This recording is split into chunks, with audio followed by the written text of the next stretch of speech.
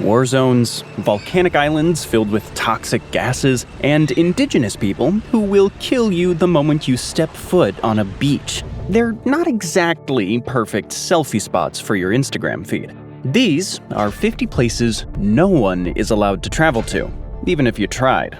Starting us off with number 50. North Sentinel Island. There's an island in the Indian Ocean that's much more exotic than Tahiti, because no one is allowed there. This is North Sentinel Island.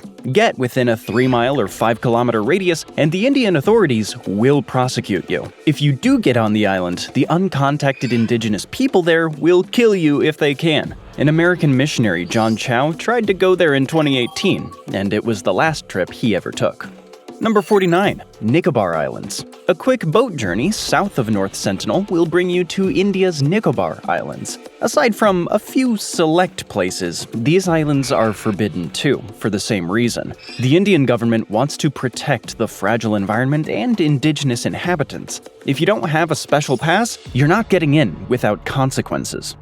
Number 48. Vale do Javari. Located along the Amazon, Vale do Javari in western Brazil is huge, almost the size of Maine. And it's completely sealed off, dedicated to protecting the indigenous people that live there. You will be prosecuted if you go, and the local tribes are known to shoot poison-tipped arrows at intruders. If you ask me, that's not worth the chance. Number 47. Yanomami Indigenous Territory. Brazil has another closed-off area, the Yanomami Indigenous Territory in Amazonas, covering almost 24.7 million acres, or about 10 million hectares. 30,000 Yanomami people live here, and the territory overlaps with Venezuela, where some of them remain completely uncontacted. Illegal miners have come here in recent years looking for gold and other valuables, and Brazil responded with armed force. The miners introduced diseases and brought environmental disruption that have proven unkind to the locals. The Brazilian government will prosecute you if it thinks you're doing the same thing. Number 46. Chiribiquete National Park. Relatively close by is Colombia's Chiribiquete National Park. It's been protected since 1989 and is now the world's largest tropical rainforest park. Aside from its picturesque natural wonders, aerial surveillance revealed as many as 3 uncontacted indigenous tribes. But don't try to be the one to talk to them. In fact, don't go to the park at all without special permission. Only flyovers are permitted for the general public. Number 45. Snake Island. Snake Island, located off the coast of southern Brazil, is patrolled by the Brazilian Navy to keep people out. Why? Well, that's because it's densely populated by endangered golden lancehead snakes that happen to be highly venomous. Locals say there's 1 snake for every square meter or 10 square feet on the island. That means every step you take risks a poison bite. Number 44. Bouvet Island. Lying 1,100 miles or 1,700 kilometers off the coast of Antarctica, Bouvet Island is the most remote in the world, and it's controlled by Norway, of all countries. You can't travel there because it's designated as a nature preserve. Even if you could, there's no safe place for you to land, much less an airport. Number 43. Surtsey. There's another island on the opposite side of the Atlantic if you're still willing to put up with the cold. It's Surtsey Island off southern Iceland, and it's new. It surfaced during an eruption between 1963 and 1967. It's less than a square mile, 2.5 square kilometers in size, and strictly reserved for geological research. You can only see it from the sky or on a distant boat. Number 42. Svalbard Global Seed Vault. Tucked away in the icy wilderness of the Svalbard archipelago lies the Global Seed Vault, a doomsday bunker holding over 1.3 million seed samples. It's humanity's backup plan if the world goes full apocalypse. But don't get any ideas about raiding it for rare kale. Even if you make it past the snow and ice, there are armed guards keeping watch. Number 41. Iriomote Ishigaki National Park. Japan has plenty of warm and visitor-friendly islands, but the ones that make up Iriomote Ishigaki National Park, 745 miles or 1,200 kilometers south of Kagoshima, aren't among them. This place is home to the critically endangered Iriomote cat, and it's closed to protect its fragile ecosystem. Number 40. Albatross Island. Australia is always a nice place to visit, but there are some peculiar places. One of them is Albatross Island, a 44-acre, 18-hectare sanctuary for 10,000 pairs of shy albatross that lies between northwest Tasmania and King Island. There are also seals, penguins, and skinks. It sounds like a nice place for some pictures, but that's exactly why the island is off limits. It's all to protect that ecosystem. Number 39. Heard Island. There's another wildlife sanctuary in Australia, Heard Island in the Southern Ocean, another one of the most remote places in the world. It's only inhabited by penguins that, well, as of 2025, are subject to a 10% tariff to the US government. Its distance from civilization and its harsh weather make it a hard place to get to, and only limited fishing nearby is allowed. Number 38. McDonald Islands. Similar to Heard Island are Australia's McDonald Islands. They're too remote to be safe, volcanic activity can make them dangerous, and they're a dedicated marine reserve. They're listed as an IUCN Category 1 area, which means all visitors are banned except for select scientific researchers, which probably isn't you. Number 37. Antipodes Islands. If remote islands at the end of the world are your thing, then you will like the Antipodes Islands. Just 530 miles or 850 kilometers southeast of Stewart Island. But if you can get down there, you'd be in legal jeopardy, since the islands are designated nature reserves. The government of New Zealand is judicious in granting permits for scientific research. There have been shipwrecks, though. Number 36. Chañaral Island. Chañaral Island is 4 miles, 6.5 kilometers off the coast of northern Chile, and it's the world's largest colony of Humboldt penguins. That's also why it's forbidden to tourists. Turns out that travelers disrupted the penguins' breeding patterns and introduced pathogens. Chilean law enforcement conducts regular patrols to keep boats away, so even if you got through once, you'd still need to dodge them again to get back safely. Number 35. Farallon Islands. 30 miles, 48 kilometers off the coast of California near San Francisco are the Farallon Islands. This place is a national wildlife refuge, hosting seabirds like the tufted puffin and black-footed albatross. And there are dolphins, sea lions, whales, and great white sharks. No boats land on the islands, so if you're willing to brave swimming with the sharks, just know that a steep, rocky shoreline will be waiting for you, along with all the legal penalties of violating a national wildlife refuge. Number 34. Navassa Island. The United States has declared another island as a wildlife refuge, though one wonders if this decision was more political than scientific. This is Navassa Island, 40 miles, 64 kilometers south of Haiti, which claims it as its territory. Haiti's claim supposedly dates back to the 1697 Treaty of Ryswick. Oddly enough, the United States also claims the island as its own as part of the 1856 Guano Islands Act, which allowed American citizens to take ownership of uninhabited islands for development under the American flag. No one is there today, but the US government declared the island and its waters as Navassa National Wildlife Refuge. Only scientific visitors with special permissions are allowed on it. Number 33. Niihau. Hawaii is known for its pleasant weather and social media bragging rights, but don't go to the westernmost main island. Niihau, privately owned by the Robinson family since 1864, is dedicated to preserving the native Hawaiian culture of its residents. Only their relatives and members of the US military doing their official duties are allowed to access the island freely. You can fly over it for $440 and visit designated beaches if you're willing to pay even more. But that's all. Don't think of interacting with any of the people. Trespassers will be prosecuted. Number 32. North Brother Island. North Brother Island is situated in New York's East River, between the Bronx and the infamous Rikers. It used to be inhabited, but was turned into a tuberculosis sanitarium. Then it became a rehab center for teenage drug addicts before closing in 1964. It's been left to the birds ever since. The buildings are in extreme disrepair, and New York City's Parks Department won't let anyone in except 4 scientific researchers per year between the fall and winter months. Number 31. Plum Island.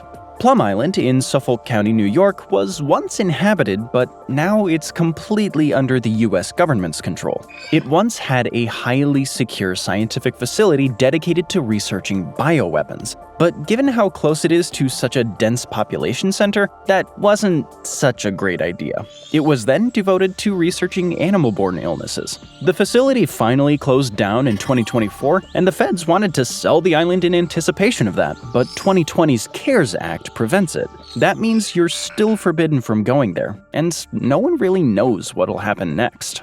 Number 30. Robbins Island.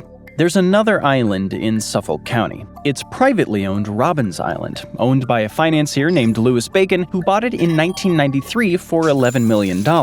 He's turned it into a nature park, one with a huge population of mud turtles. It's inaccessible for the general public, though. Bacon is serious about protecting its natural habitat. Trespassers, you guessed it, will be prosecuted. Number 29. Fort Carroll. Further down the Atlantic coastline, you'll find Fort Carroll in Maryland. It's a 3.4-acre, 1.5-hectare artificial island built in 1848 to defend Baltimore and its strategic harbor should the Royal Navy ever decide to visit again like it did during the War of 1812. That never happened, and after 80 years of disuse, the Army abandoned it in 1921. A prominent Baltimore attorney bought it for $10,000 in 1958 and planned to turn it into a casino, but that never really happened either. It's still private property though, and a protected marine area. No one is allowed, although some visitors have made it at the risk of prosecution. They took pictures of camping out in the night in the abandoned fort, and it was sorta spooky.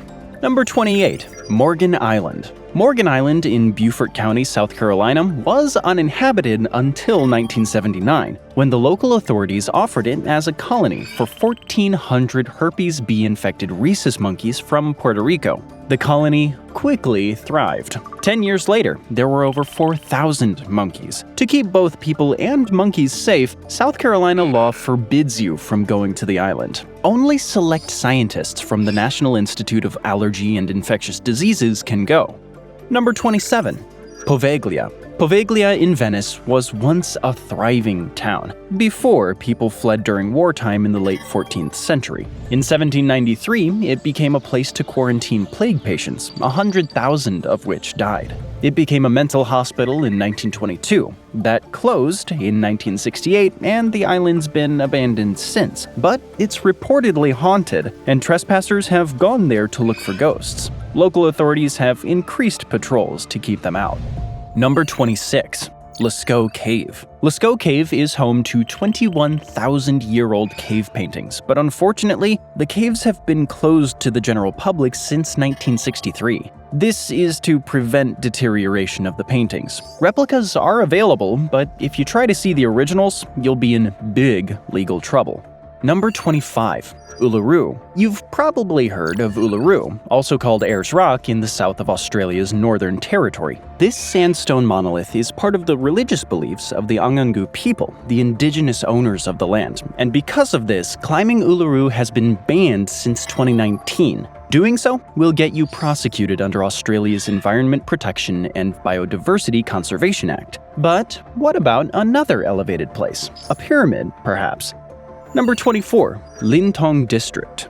In the Lintong District in northwest China, there's a pyramid, and beneath it lies one of the world's greatest archaeological discoveries. It's the mausoleum of Qin Shi Huang, China's first emperor, sprawled out over 22 square miles, 57 square kilometers. It's still mostly unexcavated, but the famous terracotta warriors aren't the only ones protecting their deceased lord. The Chinese government has placed the tomb under strict guard. Those are not people you want to mess with. Number 23. Tibet. Elsewhere, controversially under Chinese control, is Tibet. Foreigners can go there, but only through authorized travel agencies under a carefully organized tour. Journalists and diplomats will need additional approval from China's Foreign Affairs Office. There are times when no one is allowed in, period. All of Tibet is closed for at least 1 month of the year. So again, unless you want to test the Chinese authorities, think twice about heading there. Number 22. Mezhgorya. There's an entire town that's permanently closed to visitors on the enormous Eurasian landmass. It's Mezhgorya in the Republic of Bashkortostan, Russia. Population about 17,000 as of the 2010 census. No one else is allowed. Some people call it Russia's Area 51, which more on that place later. The town was only founded in the 1970s, and satellite images reveal major activity ever since. The Russian government has called it a food storage area, a bunker for leaders, and other things. Most people think it hosts nuclear missiles. Few know what it really is, and you likely won't be the one to find out unless your idea is to get put in a glass box and held for ransom, along with other high-profile prisoners in Russia. Number 21.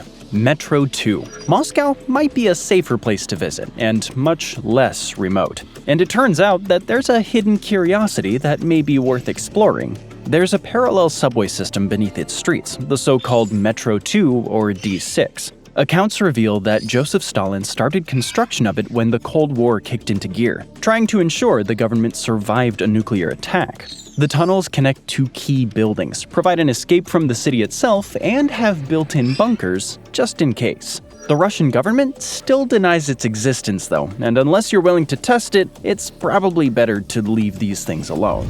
There are other exclusion zones though, the result of both natural and man-made disasters. Seeking a thrill in any of them probably isn't a good idea. Number 20. Chernobyl. Far to the south of Moscow lies Chernobyl. This is one of the most forbidden places in the world for a good reason. It suffered the world's worst nuclear accident in 1986, and a 19-mile, 31-kilometer radius around the site is gradually being reclaimed by nature. It'll be uninhabitable by humans for at least another 20,000 years. Number 19. Centralia. America sort of has its own Chernobyl. Centralia, Pennsylvania. Population 5. It was a mining town, but an underground coal fire broke out there in 1962. No one really knows how, but it's still burning and will for about 250 years. The town was abandoned, the land seized through eminent domain, and the zip code revoked in 2002. In 2013, remaining residents reached an agreement that allowed them to stay and receive a $218,000 settlement. But once they die, their homes go to the state. If you want to see them, know that you'll risk sinkholes and possible lethal levels of carbon monoxide coming out of the ground. Number 18. Plymouth. Plymouth was once the capital of the British Overseas Territory of Montserrat, but then the Soufriere Hills volcano became active in 1995. Plymouth became a modern Pompeii and needed to be abandoned. Most of the islands did, actually. The eruption stopped, but there's still an exclusion zone near Plymouth due to potential hazardous volcanism. Number 17. Zone Rouge. France has an exclusion zone that's much larger than any of the ones we previously mentioned. This is the Zone Rouge in northeastern France. Once inhabited, it had the misfortune to become a major battleground in World War I and was sealed off afterward. It spreads over 460 square miles, just under 1,200 square kilometers, centered around the most intense parts of the infamous Battle of Verdun in 1916. Parts of it are so infested with toxic chemicals that nothing lives there anymore, with a surface that some accounts say resembles the soil of Venus. If you're willing to risk that, you should know that millions of the shells fired here were duds, so there's unexploded ordnance lying everywhere. It's estimated that it will take 700 years for the area to be livable again. Number 16. Barren Island. Barren Island is home to India's only active volcano. Like Montserrat, there was a huge eruption in 1991 that devastated the island. Fortunately, no one lived there, but it was lethal to animals. Since then, the government has banned tourists to protect the ecosystem. The best you'll be able to do is take some pictures in the distance on a boat ride. Number 15. Pangong Tso Lake. Pangong Tso Lake in Ladakh has a unique ability. It changes colors from blue to green to red depending on the conditions. This sounds nice, but beware. The highly disputed border between India and China passes right through it. Tourists can only go to a part of it. You will need a special interline permit to go, there's little accommodation, and you might find yourself in the middle of a border clash. Number 14. Solamo Lake. Solamo Lake in Sikkim is listed as Instagram-worthy on travel sites, and it's one of the highest lakes in the world, a staggering 16,700 feet, just over 5,000 meters above sea level. The problem? It's also disputed with China. Only the Indian Army and local police can go there without a special permit that's pretty hard to get. Number 13. Aksai Chin. Aksai Chin is probably the most forbidden place in all of India, or China for that matter. Like the previous two locations, it's right on the border of the two countries. In fact, no one really knows what the border is, so there was a violent clash here in June of 2020 that saw 20 Indian and 4 Chinese soldiers die. It's too bad. There are some gorgeous salt lakes and scenic cold deserts here, but it's understandably off limits to all non-military personnel. Number 12. Mount Kanchenjunga. Mount Kanchenjunga in India is the world's 3rd tallest peak. It's on the border between India and Nepal, but if you're looking to make this extremely challenging climb from the Indian side, don't. The government closed it in 2000 to meet the concerns of the local Buddhist community, who thought that foreign climbers were desecrating the mountain.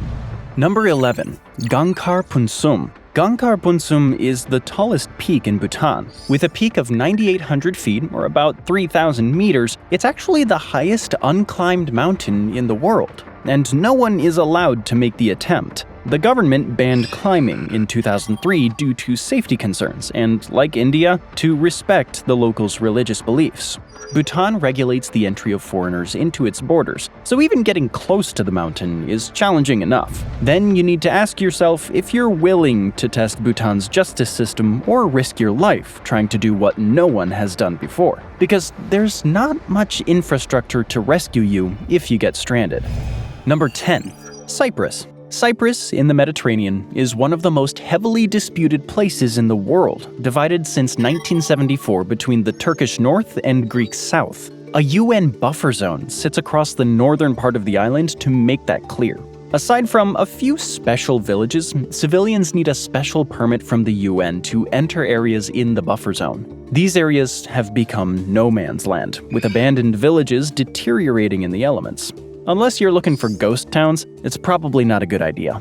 Number 9. Mount Athos. One of the world's strangest travel restrictions comes at Mount Athos in Greece. This place is autonomous, run by a council of the 20 Orthodox Christian monasteries on it, the oldest of which dates to 963. Only a limited number of permits are issued every year, and none of them go to women. Women aren't even allowed to approach the coast. It all dates to an 11th century rule to promote celibacy. There were few exceptions. One applies to Helena of Bulgaria, who fled there during the Black Death, but she was not allowed to touch the ground. Servants carried her everywhere in a carriage. In fact, the rule is so strict that female animals aren't even allowed, which means eggs and cheese, they need to be imported. Number 8. Fort Knox. Fort Knox is spread out over 109,000 acres, 4,400 hectares in parts of Bullitt, Hardin, and Meade counties in Kentucky. Non-military personnel are strictly forbidden. Rumor has it that the fences are electrified with laser-activated machine guns, landmines, and radar that can track your every move. And you'll see the manned outposts at every one of the building's corners.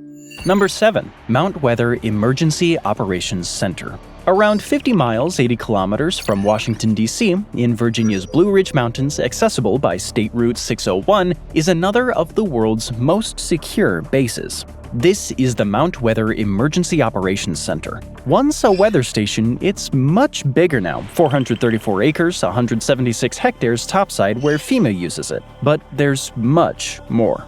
This facility is built for the federal government to survive a nuclear attack. Rumors say there's a 600,000 square foot, 55,741 square meter bunker complex with cutting-edge tech below. It's even been designated as a storage site for valuable paintings if the worst ever comes. Number 6. The Woomera Test Range. Created by the Australian military after World War II to test missiles, Woomera Test Range is huge, covering almost 47,000 square miles, 122 square kilometers. But there are conservation areas and privately owned mines there too. You can only go to a few areas, like the village of Woomera itself, along an authorized route. You'll need a special permit for anywhere else, and there are times when no permits are issued at all. Number 5. Pine Gap. There is an even more secret place in Australia. This is Pine Gap in the Northern Territory, 11 miles 18 kilometers southwest of the town of Alice Springs. It's a joint operation between Australia and the United States, and it's used to collect sensitive intelligence, including geolocation data for drone strikes and special operations. It's highly controversial and has seen its share of protests. Number 4. RAF Menwith Hill. The 605-acre, 245-hectare RAF Menwith Hill base near Harrogate in North Yorkshire, England, is notable for its 37 huge golf ball domes. These are no toys, though. It's a joint UK-US base built in the 1950s to collect intelligence. Leaked documents from Edward Snowden revealed its vital role in eliminating targets in the Middle East. The base is a self-contained community, including a general store, a bar, and a pool hall. There were even schools for the personnel's children until 2015. Just don't think about going. Trespassers will pay a $6,600 fine and spend 51 weeks in prison. Number 3. Diego Garcia. Diego Garcia is one of the world's most remote islands, and its white sand beaches and crystal blue waters are something out of a dream. But the place has a dark history, and if you go there, you'll be in real trouble. In the 1960s, the British government deported its inhabitants to make way for a joint military base. Because of its location in the Indian Ocean that's close to East Africa, the Middle East, and Southeast Asia, it's vital to America's power projection strategy. That means no visitors are allowed. Get within 3 nautical miles, 5.5 kilometers, and you'll wish you hadn't. After all, it's not like you can hide. Approaching somewhere that remote tends to leave you open to surveillance.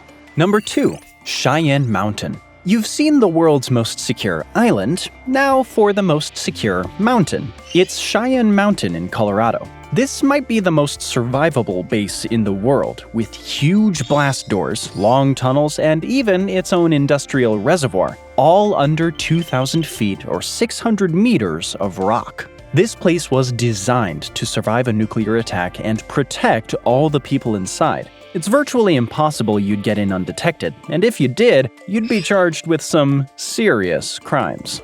And finally, number 1, Area 51. No list of forbidden places would be complete without Nevada's Area 51 near Groom Lake, 83 miles, 134 kilometers from Las Vegas. It was built in 1955, initially to test spy planes, 8 years after the Roswell incident.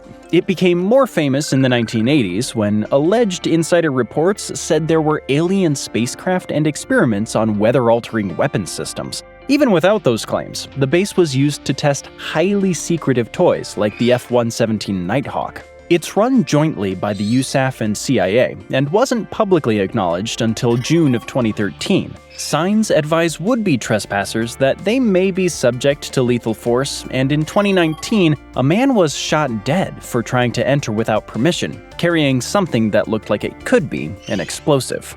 Thanks for joining me today. I hope you enjoyed the video, and if you want to see more videos like this, then please consider subscribing and turn on notifications. It really does make a difference. Thanks again, and I'll see you next time on MatPack. Dictators banning laughter, lakes that can burn your skin, and modern-day piracy. And that's just the beginning.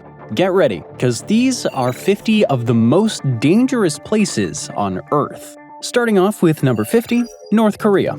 Okay, North Korea isn't high on bucket list destinations. After all, if you go, you're begging to be detained and used as an object of propaganda. It's so dangerous that your passport isn't even valid to travel there. You'll need to get a special passport to visit Pyongyang, and it's probably for the best. Kim Jong-un is so tyrannical that he banned laughing for 11 days during the anniversary of his father's death. Number 49, Afghanistan. There are very obvious reasons not to travel to Afghanistan. The place is run by religious fanatics who don't like to laugh, and there's the constant threat of war and terrorism. That's why the State Department has it on its do not travel list, because the last thing you'd want to happen is to see yourself kidnapped or wrongfully detained by the Taliban. Number 48, India. India seems like it should be safer, but that depends on where you are. The State Department advises tourists to exercise increased caution throughout the country and to not travel there alone. That goes double for women, who are often subjected to verbal and physical harassment. The border with Pakistan, Jammu, Kashmir, Manipur, and portions of Central and East India are all on the State Department's Do Not Travel list. Violent conflict and elevated crime are constant threats. If you're determined to go, maybe just stick to the Taj Mahal. Number 47. Russia. Across the Eurasian landmass lies Russia, a place full of natural and man-made beauty. Unfortunately, it's not a good idea to see those things today. Things have changed dramatically since Vladimir Putin decided to conduct a special operation and invade Ukraine. The State Department puts the entire country on its Do Not Travel list. Foreigners face high risks of wrongful detention. You probably don't want to become one of those people put on a show trial behind a glass case. Number 46. Ukraine. Ukraine isn't an ideal place to travel today either, but the war will end eventually. Before you bolt to become one of those first post-war travelers and see the state of the country, consider this. Ukraine now has more landmines than any other country. Then there's the millions of unexploded artillery shells and cluster bomblets lurking in its soil. These explosives stretch over a swath of the country as big as Florida. Be careful if you decide to go even decades from now, because these things can last for a really long time. Number 45. France and Belgium's Western Front. During World War I, the Western Front stretched across France and Belgium, where over 1 billion explosive rounds were fired, and up to 30% of them never detonated. In France alone, 900 tons, 816,000 kilos of unexploded ordnance are still recovered every year in what's known as the Iron Harvest. More than 600 workers have lost their lives trying to clean it up. Near Ypres in Belgium, you might even stumble across a crusted-over gas shell, still deadly after more than a century. It might sound exciting, but trust us, these fields are the last places you want to explore alone. Number 44. Egypt. Egypt has more landmines than any other country, with almost 23 million buried in its soil. World War II and repeat wars with Israel up to 1973 have left blankets of these hard-to-find anti-tank mines in the Western and Sinai deserts. They've already killed or injured thousands, with more still to be discovered. And Egypt isn't the tourist trap that's plagued with mines. Number 43. Cambodia.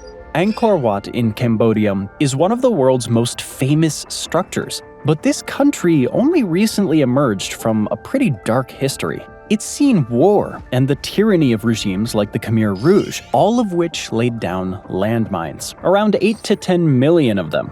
Over 40,000 Cambodians suffered amputations from these mines between 1979, when the Vietnamese overthrew the Khmer Rouge, and 1999. That meant 40 victims per week. Number 42. Laos. The most heavily bombed place in the world isn't anywhere that first comes to mind. Maybe you're one of the growing number of tourists interested in a trip to Laos, which the European Council on Trade and Tourism named one of the best places for its architecture and history. But Laos was part of the Ho Chi Minh Trail in the Vietnam War, and the US military dropped over 270 million cluster bomblets all through it between 1964 and 1973. 80 million of them failed to explode on impact. They're still killing or maiming people. So if you plan on going to Laos, walking through an unguided area isn't a good idea for that live stream you have planned. Mines and unexploded bombs make the past a still present danger. Unfortunately, many other countries are suffering much more active dangers from criminals running amok. Number 41. Venezuela. Venezuela's murder rate hit a high of 90 per 100,000 in 2015. That's fortunately dropped to 26.2 in 2024, but that's still one of the world's highest, and the danger is greater than that. The country is a corrupt dictatorship under Nicolas Maduro, with arbitrary enforcement of local laws and a high risk of wrongful detentions. That's why the State Department outright advises Americans to not travel to it. Number 40. Mexico.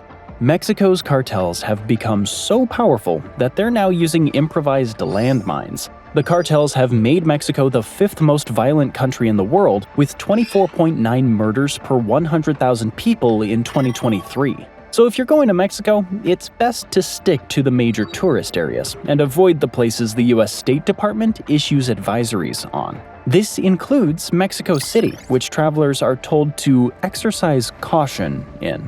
Number 39. Honduras. Honduras' homicide rate is even higher than Mexico's, at 31.4 per 100,000. That's why the US State Department lists the entire country at level 3. The urge to exercise caution comes from the high violent crime rate and local authorities often lacking the resources to deal with it. If you do want to go there so you can say you've visited a place of danger, it's best to avoid demonstrations, displaying signs of wealth, and generally going out at night.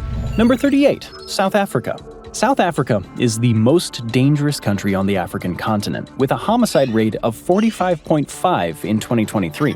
The State Department doesn't advise to avoid traveling there, but it does recommend elevated caution. It would also be best for you to stick to major highways, avoid being alone after dark, or flaunting your wealth. It's also advised to stay away from obscure townships. Number 37. Ecuador. Ecuador is the second most violent country in the world, at 45.7 homicides per 100,000. The State Department says it's best to exercise elevated caution here. Many parts of the country should be avoided entirely due to widespread crime. These places include the cities of Quevedo, Quinsaloma, and Pueblo Viejo in the province of Los Rios and Esmeraldas, and one more city that we'll mention shortly. Sure, Ecuador's northwest coast might be picturesque, but crime is high and law enforcement lacks resources. Keep that in mind before you want to get those shots of Las Palmas and brag about how you went to one of the world's most dangerous beaches. Number 36. Jamaica. In 2023, Jamaica was the world's homicide capital, with 49.3 murders per 100,000 people. That's why it's been listed as a place to reconsider traveling to. Tourist areas are safer than other parts of the country, but even in gated resorts, the State Department warns about incidents of armed robbery and sexual assault, with slow law enforcement response times and cases rarely referred for prosecution. Maybe you want to go into the less traveled areas to say you risked it, but Washington says it's not a good idea. Number 35. Haiti. Haiti's homicide rate is 41.1 per 100,000. Granted, that's lower than Ecuador or Jamaica, but the State Department outright lists the entire country as do not travel. Recent political turmoil that toppled the government and an already high crime rate have combined to make it so dangerous that even personnel from the US government are banned from traveling anywhere at night or going to a bank. And if you want to visit the border with the Dominican Republic, that's not a good idea either. It's a hotspot for kidnapping. Number 34. Kansas City, United States. After hearing about all these travel advisories, you might think you want to stay in the United States. But America is a much more violent country compared to its developed peers, at 5.76 homicides per 100,000. This is where it helps to remember that crime isn't uniform. Some places are more dangerous than others, that skew the national average of every country. Kansas City, Missouri is one of those places for the US, with a rate of just over 1,700 violent felonies per 100,000 in 2019. Number 33. Detroit, United States. Detroit is another famous city. Unfortunately, the home of the American auto industry has fallen on tough times. Its population fell by 63% between 1950 and 2015, and it had almost 2,000 violent felonies per 100,000 by 2019. So if you want to see the history of the American automobile, just remember to exercise elevated caution. But the crime capital of the US is far to the south. Number 32. Memphis, Tennessee, USA.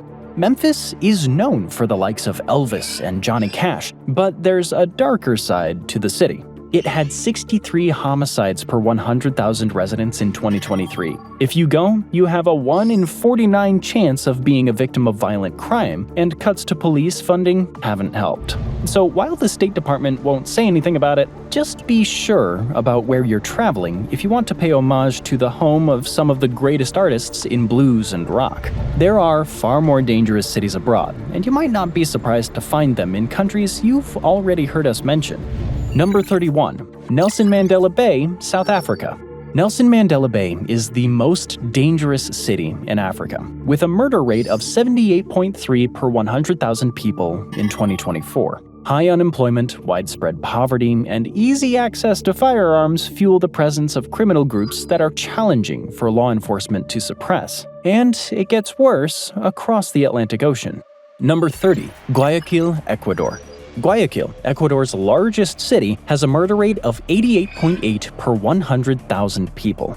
Organized criminal organizations compete for drug trafficking routes here, and the violence has spilled out. Although local law enforcement has intensified its effort against these criminals, fundamental conditions like widespread poverty and lack of resources for police have allowed the gangs to make a good living anyway. Number 29. Caracas, Venezuela. The State Department already told you to avoid Venezuela, but the Caracas area is especially one to steer clear of. There were 90 homicides per 100,000 people here in 2022. The rate soared as gangs and Maduro's security forces had a turf war for the city's neighborhoods. Let's just say you wouldn't want to run into either one. Number 28. Port-au-Prince, Haiti. Across the Caribbean, Port-au-Prince skews Haiti's national homicide rate into the stratosphere. With 117.2 murders per 100,000 people, it's one of the 3 most dangerous cities in the world. Armed gangs fight for control of territory here, with kidnappings and sexual violence also far too common. Local authorities are handicapped by political turmoil, so this is an area that's probably worth avoiding. Number 27. Colima, Mexico. Of the 10 most dangerous cities in the world, 7 of them are in Mexico, and one stands out even by their standards. It's Colima, in the state of the same name. The murder rate here is 140.3 per 100,000 in 2024. Colima is along a major narcotics trade route, where the stuff gets imported into the country. It's also in the territory of the Jalisco New Generation Cartel, one of the most powerful and dangerous gangs in Mexico. It's a cartel superpower, capable of fighting wars against multiple rivals at once and the Mexican government. But sometimes it's not the crime that makes a city dangerous. Number 26. Lahore, Pakistan. Check the live rankings in the World Air Quality Index, and you're sure to find Lahore, Pakistan as one of the most polluted cities in the world. That's because it's chopped down most of its trees to build roads for an increasing number of cars. Mix this with an energy grid that relies heavily on coal and dust from construction projects, and you get air that's often hazardous to human health. Not all dangers are man-made, though. There are plenty of natural wonders out there waiting to threaten you. Boiling heat, bitter cold, and much stranger things are out there, lying in wait if you're not careful. Number 25. The Danakil Desert. This is the Danakil Desert between Ethiopia, Eritrea, and Djibouti. Aside from a few Afar people that are brave enough to mine for salt, no one comes by these parts. If you mean to join them, just know that you're about to venture into the hottest place on Earth, which can reach up to temperatures of 131 degrees Fahrenheit, that's 55 Celsius. That's because this desert is a volcanic depression, with underground lava lakes that make the area reek of rotten eggs. The smell comes from sulfur, and there are far more toxic gases here. Maybe it shouldn't be surprising that the most famous resident is Lucy, a fossilized human ancestor that died over 3 million years ago. Number 24. Dallol, Ethiopia. There's a certain part of the Danakil Desert that was inhabited only by foreigners, because the locals, they knew better. The ruins of Dallol was where Italian and American companies mined potash. It was the hottest inhabited part of the world while they were there. The average temperature in Dallol is 94 degrees Fahrenheit, 34 degrees Celsius. You can only get there by off-road vehicles or camels, and they have to carry salt, not you. So be prepared to pay a lot of money to a guide if you want to visit this most extreme of ghost towns. Number 23. Lake Natron, Tanzania. Other parts of Africa are more hospitable, and there's some stunning lakes on the continent worth visiting. Lake Natron in Tanzania probably isn't one of them, though. This lake is one of the most alkaline places in the world, with pH levels that can go over 10 thanks to high concentrations of sodium carbonate and other minerals. That means the water can burn your skin and eyes if you come into contact with it. If that's not enough for you, the temperature rivals that of the Danakil Desert. Number 22. Oymyakon, Russia.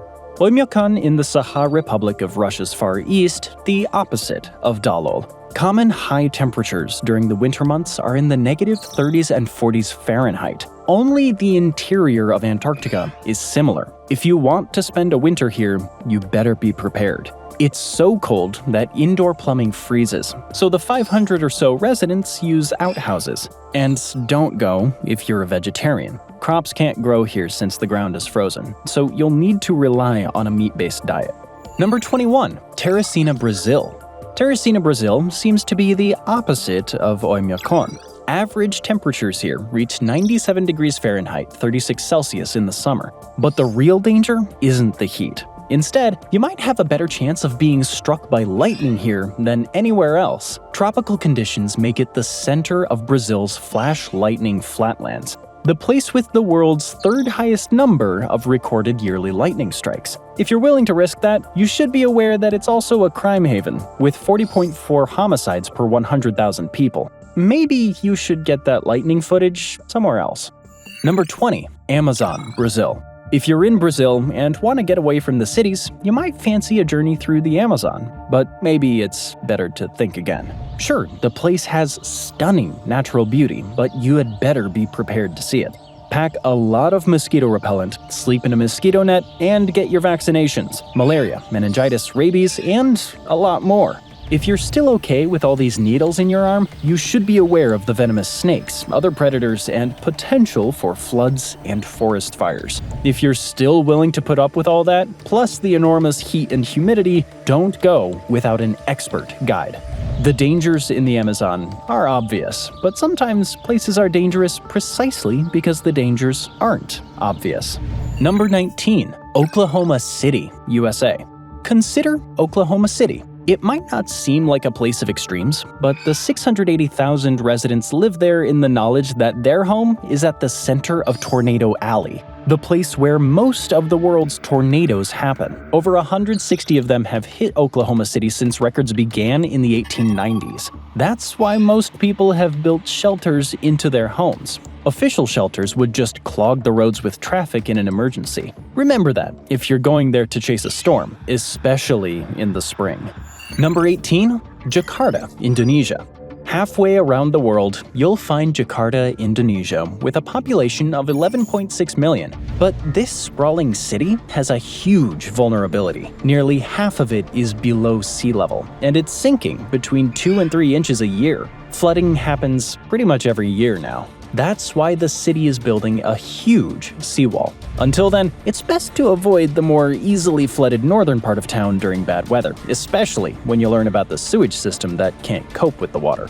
Number 17. The Philippines.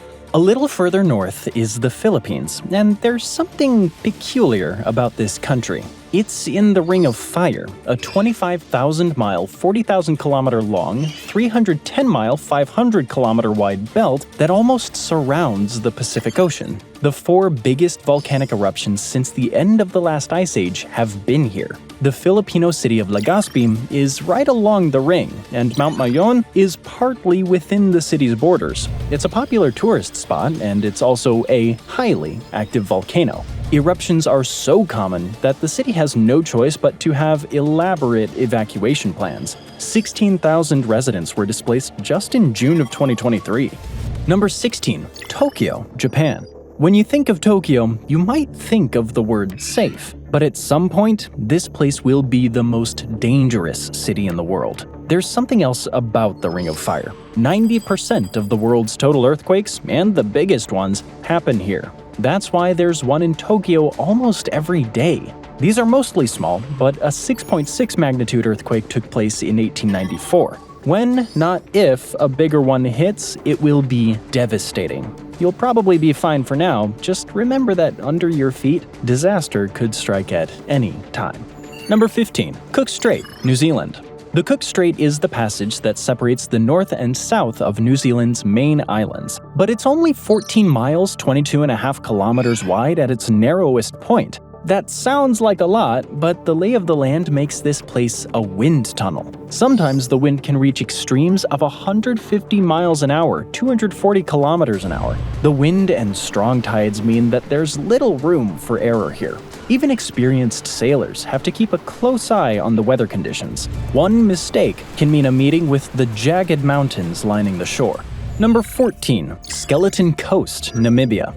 Namibia's Skeleton Coast is pretty similar. There are over 500 shipwrecks here. A local park ranger documented 112 in just 6 years. It's often foggy, and Antarctic currents flow up, producing an energetic coast that can take you 125 miles 200 kilometers out if you're daring enough to risk a swim. It sounds like a surfer's dream, but you'll be sharing the waters with one more danger. There are a lot of sharks that look for the common marine mammal life there. Number 13. The Cape of Good Hope. The Cape of Good Hope is only slightly further south. It might be one of the world's most important shipping routes, but that doesn't mean it's safe. Waves of 16 feet, nearly 5 meters, are common here. You also have a good chance of running into an intense storm. There are at least 2,000 shipwrecks. Ever heard of the Flying Dutchman? That ghost ship is associated with this place due to its intense conditions. Number 12. The Southern Ocean. Go a little further south and you'll come across the Roaring Forties and Furious 50s. As most of the landmass is in the northern hemisphere, there's little land to slow the movement of the powerful currents here. The winds average a monthly speed of about 39 feet per second, 12 meters per second in the windiest parts. The combination whips up waves at an average of over 16 feet, or 5 meters.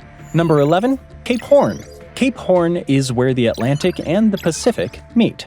Few sailors dare to go to this place they call a ship graveyard, or the world's largest natural obstacle course if they're in a better mood. High winds make for waves that can be almost 100 feet 30 meters high at maximum, with jagged cliffs that await ships that venture too far off course, something that's all too easy to do in the powerful currents here. No less a navigator than Sir Francis Drake had a close call at Cape Horn. If anything, he had a tougher time here than he did against the Spanish Armada. Number 10. The Bay of Biscay.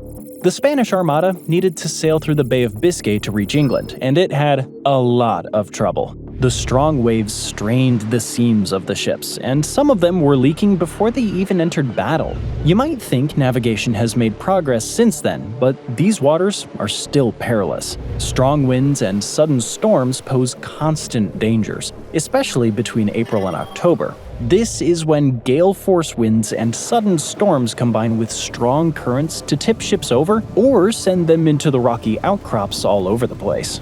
Number 9. The Northwest Passage.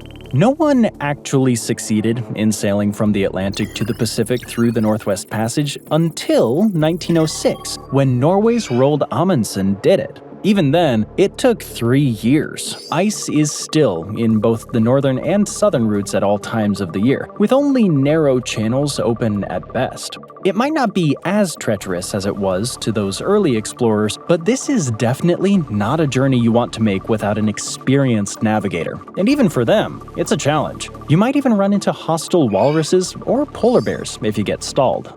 Number 8. The Mozambique Channel. If ice isn't for you, but you still want a thrill, there's the Mozambique Channel on the other side of the world. Spanning between Mozambique and Madagascar, the channel's strong and warm current flows to the south. It creates unpredictable weather patterns and strong hurricanes, like Cyclone Idai in early 2019, one of the worst to affect Africa. And then there's something else you need to consider. An Islamist insurgency has flared up, which has threatened the ships in the channel. Drug smuggling has become big business. So if you're going there, extreme caution is warranted. Number 7. Somalia. Further north is Somalia, and you probably know what could be waiting for you there. Sure, piracy peaked in 2011, but Britain's Royal United Services Institute says the pirates were more active in 2024 than at any point in the previous 6 years, and Somali pirates operate far from their home waters. 33 incidents were reported in the first 3 months of 2024 alone. In January and March, Somali pirates boarded ships hundreds of miles off their coasts. Number 6. The Gulf of Aden.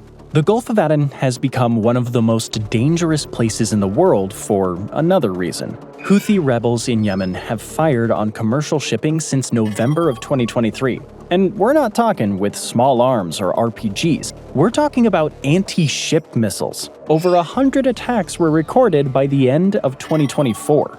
Number 5. The Strait of Malacca. The Strait of Malacca is an even more important shipping route, with over 100,000 ships coming through in a year. But it's a narrow channel, spanning only 1.7 miles, 2.7 kilometers across at the shortest point. That means ships need to communicate very carefully with each other to avoid a collision. This part of the world is among the most heavily infested with pirates, even more than Somalia. It's a long stretch of territory, and law enforcement has meager resources to deal with the problems.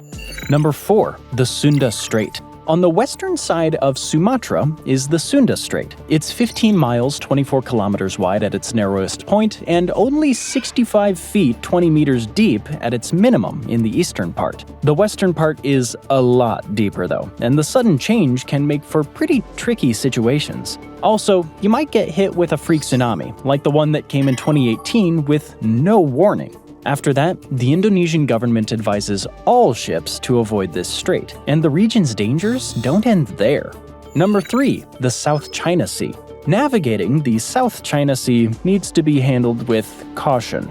There are many small islands and reefs you'll need to be aware of, and typhoons are frequent, over 20 per year in these confined waters. Then there's the political tension. With China building fortified islands and clashing with its neighbors over valuable real estate like the Spratly Islands, it might be best for you to avoid certain areas. Chinese and Filipino vessels in particular have had hostile encounters more frequently in the past 2 years, and you might get too close to a freedom of navigation operation from the US Navy if you go in unprepared. Number 2. The Black Sea. If the South China Sea is in a state of Cold War, things have gotten much hotter in the Black Sea. Aside from storms and the narrow straits between it and the Mediterranean that create a hazard, Russia's Navy and Air Force are there to make life far more dangerous. Ukrainian ships have managed to avoid being blockaded by using new routes closer to the west coast and drones to beat back the Russian Black Sea Fleet. Still, missile attacks against Ukrainian ports continue, and the closer you get to Crimea, the bigger danger you'll be in. And finally, number 1. North Sentinel Island. North Sentinel Island is an Indian territory, and the authorities will go to great lengths to keep you out. Get within 3 miles, 5 kilometers, and you'll be prosecuted for your own protection. If you do land there, you'll meet a tribe that's hostile to all outsiders. These people, called the Sentinelese, infamously killed an American missionary that landed on the island in 2018. The Indian authorities didn't even attempt to prosecute against the Sentinelese, so don't think they'll go to bat for you either. Thanks for joining me today. I hope you enjoyed the video, and if you want to see more videos like this, then please consider subscribing and turn on notifications. It really does make a difference. Thanks again, and I'll see you next time on MatPack. Close your eyes. Imagine, for a second, what Hawaii looks like. I bet you were thinking this, but that's only 10% of Hawaii. The other 90% has been completely forgotten by most of the world, until today. At the 2024 census, Hawaii's population was about 1.44 million, and over 1 million of those people live on Oahu. That leaves the rest of the state's islands sharing less than 500,000 residents, creating an immediate split between one crowded hub and lots of quieter, underpopulated islands. On Oahu, that concentration is centered around Honolulu, where the metro area holds over 80% of the state's population, and a tourism economy built to match. And that comes with criticism. As Hawaii faces disasters and resource strain, more locals question what mass tourism costs. At the same time, tourism still accounts for nearly 20% of the state's GDP,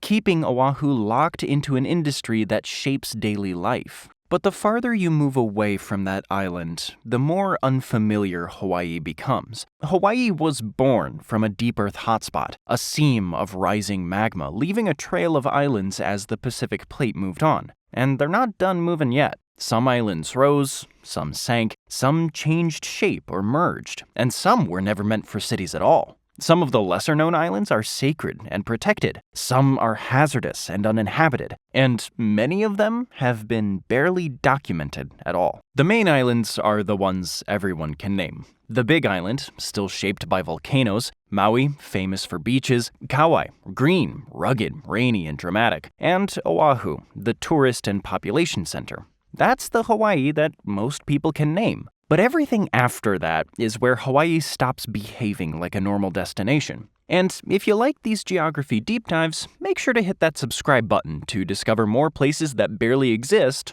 on purpose. The first places to slip out of the postcard Hawaii story are still part of the main chain. They're just not the Hawaii most people ever see. From here on, Hawaii doesn't get smaller, it just gets less accessible. These next islands fall into 3 types: islands people left behind, islands people don't control, and islands people simply aren't allowed to visit. Molokai is located slightly northwest of Maui. Formed from 2 extinct volcanoes, this thin horizontal island has a population of over 7,400, and it's defined by history most tourists never see. It used to be a key leper colony for over a century. Today, this haunting facility is preserved as a National Historical Park. Molokai is off the beaten track, so it has a small tourist scene. There's only 1 hotel operating on the island. The island is heavily dependent on the agricultural industry for its survival. Molokai also has the highest unemployment rate among any Hawaiian island. Lanai used to be under the control of Maui, but the island is much less developed than the larger ones. It has a population of just under 3,400 people. Most residents live in smaller communities, with only 1 school and 1 hospital on the entire island. But the most surprising part of this island is who owns it. The state of Hawaii controls around 2% of the island's land. The other 98% are owned by tech billionaire Larry Ellison, the co-founder of Oracle and one of the world's richest men. He bought this share from the owners of the Dole Pineapple Corporation in 2012. Ellison plans to invest heavily in the island to update its infrastructure, tourism, and agricultural industries. This included putting in close to $500 million to renovate the Four Seasons resort he owns. The settlements where the island's residents live, however, are among the small portion of the island still owned by the state. That's the shift. Molokai feels underseen, Lanai feels controlled. And then you hit the islands that aren't just quiet. They're actively kept out of public life. Niihau and Kaho'olawe show 2 completely different reasons an island can disappear from public life. Niihau is private, owned by the same family since the 1800s with access limited to approved visitors. There's no tourism and only a tiny population. It's one of the clearest examples of Hawaii as a place where visibility depends on permission. Kaho'olawe is sacred and restricted for protection, not exclusivity. And it wasn't always restricted for environmental reasons. Long before it became a bombing range, Kaho'olawe was used as a remote penal colony in the 1800s. Another chapter in the island's long history of restricted access. After decades of military bombing use, it's now managed as a reserve with no permanent residents. Tourism is generally prohibited. The island is visited mainly for native cultural practice, subsistence activity, and restoration work, treating the land as something to recover and safeguard rather than sell. Put side by side, the contrast is simple. One is closed by ownership and the other by protection. And that's still the main chain. The state of Hawaii is far more than just the Big 8 islands. It's actually a massive archipelago spanning around 1,500 miles into the Pacific Ocean. To put this into perspective, it's roughly the equivalent of driving from Portland, Maine to Atlanta, Georgia, almost the entire length of the East Coast. The Hawaiian archipelago consists of a total of 137 islands and atolls. Most of them are uninhabited, and some of them hide big surprises. And as we explore this region further, the less these feel like islands you vacation on, and the more they feel like islands you're not supposed to find. And here's what makes that so hard to wrap your head around, because we're still calling it Hawaii, but at this scale, it stops acting like a single state and it becomes a hidden world, a trail of peaks, a trail of ruins, some of it protected, some of it restricted, and some of it barely above water. And at that point, the limiting factor isn't tourism, it's survival. Because of their geographical position, the islands are exposed, difficult to supply, and hard to protect when something goes wrong, and disaster risk isn't theoretical. In 2023, Maui saw a wildfire destroy parts of Lahaina, and that was on a major island with roads, emergency crews, and infrastructure. Out here, on smaller islands, there's often no backup plan, no fast response, no rebuilding. A single storm season, a single fire, or a few feet of shoreline loss can change what an island even looks like, or whether it exists at all. And there's proof of how extreme that can get. In 2018, a remote Hawaiian islet called East Island, part of the Papahānaumokuākea region, was almost completely washed away after Hurricane Walaka. This wasn't a town, it wasn't even a full-sized island, just a narrow strip of sand and gravel, and it disappeared so fast that scientists confirmed the loss using satellite images. That's what makes the far reaches of Hawaii different. Some places aren't undeveloped, they're temporary. And once you understand that, the next islands stop feeling empty and start feeling exposed. One of the biggest surprises is that the chain is still growing and evolving. The archipelago is still an active volcano range, with plenty of activity bubbling under the sea. As the volcanoes erupt and the plates continue to shift, underwater submarine volcanoes may start to rise to the surface. The rocky surface of the dormant volcanoes will become the base for a new landmass, and one may be getting ready to make its big debut. Located off the southeastern coast of the Big Island of Hawaii is the Kamaʻehuakanaloa Seamount, spanning 3,900 miles across the Pacific Ocean seabed. And this is the youngest volcano in the chain. It's starting its evolution into a shield volcano, so within 10,000 years or so, it could be poking its head above the surface. Time moves slowly when it comes to volcanoes, which means Hawaii isn't just old, it isn't even finished. Some of its islands haven't been born yet, and others, well, they simply don't exist anymore. Navigating the Pacific Ocean has never been easy. The massive size and unpredictable terrain make it a challenge for navigators, and that's before you get to Phantom Islands. These landmasses are discovered and mapped once and then vanish, never to be found again by future explorers. Some might be hoaxes or legends, others are navigation failures, but thanks to global warming, it's entirely possible that some islands may have been spotted only to be swallowed again by the rising waters.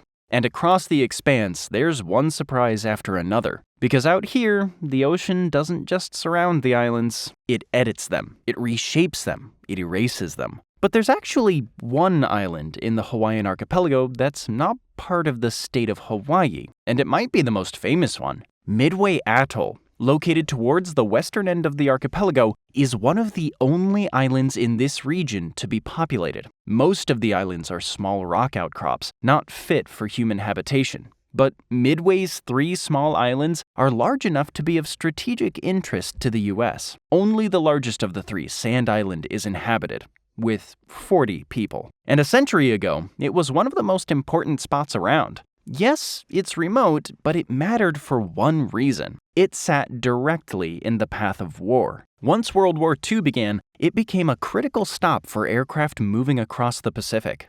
And that made it an obvious target. The same Japanese force that bombed Pearl Harbor also hit Midway on the route. The island was attacked repeatedly in the months that followed. Then, on June 4th, 1942, Midway became the site of one of the most decisive battles of the entire conflict. The U.S. Navy successfully defended it and inflicted massive losses on the Imperial Japanese Navy, a result widely seen as the moment the Pacific War began to turn. From that point forward, Midway stopped being a remote outpost and became a permanent piece of U.S. military strategy. It stayed occupied through World War II, returned to service during Korea, and later operated as a naval air facility into the Cold War era, supporting long-term surveillance and defense operations. In 1993, it was handed over to civilian authorities, and today the island is dominated by memorials and a wildlife refuge, administered by the small population that works there.